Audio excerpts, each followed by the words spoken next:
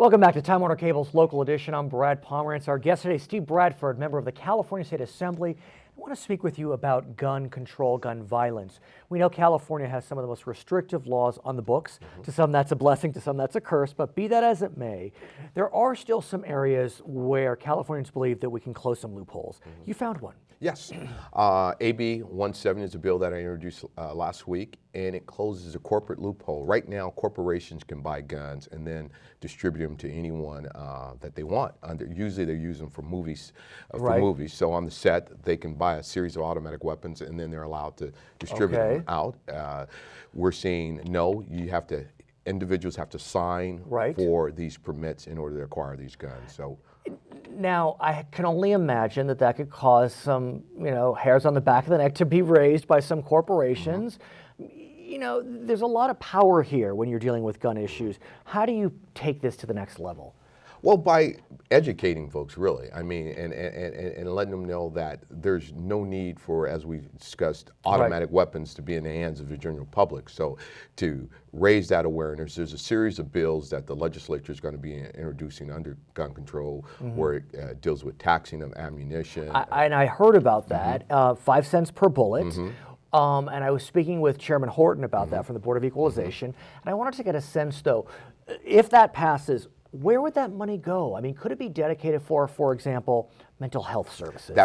It's supposed to be targeted for mental health and other gun safety education type programs such as that. I also was speaking with Chairman Horton about this question of are the glasses that we wear when looking at the gun violence issue. Here we are in Los Angeles in an urban center, and it's very easy to talk about gun control, more laws, more regulations, but we are all Californians, and you're one of 80 in a legislature with a lot of differing views, and I'm just wondering if we really are, if we need to take off our blinders for a second and say, wait a second, are we going a little hog wild on these issues of more regs, more laws, more rules? At some point, we do need to slow down because, again, every problem doesn't require legislation. And just because we have a crisis doesn't mean we have to introduce a slew of bills that try to address it. Sometimes it convolutes the issue even more. So I think the discussion in education needs to happen in a greater degree. Speaking of education, I want to talk about Prop 39, which didn't get a lot of press. It passed in November, and it closed a loophole, speaking of loopholes, dealing with out-of-state corporations and how they're taxed. And now there is a fund of money, much of it dedicated to renewable energies. And so you're looking to make sure that money is spent in a smart and appropriate way. Tell us about that. That, through Prop 39, the state will be able to collect $550 million for the next 5 years, so that's $2.5 billion. The governor wants to direct it primarily to education, schools, I should say. We want to make sure that it reaches the communities and the schools that really need it, the underserved communities. But as I understand it, and correct me because I'm not 100% sure, much of that in the early years must go to renewables. And so what the governor's looking to do is have those renewables go to schools? Well, it's energy efficiency. Okay.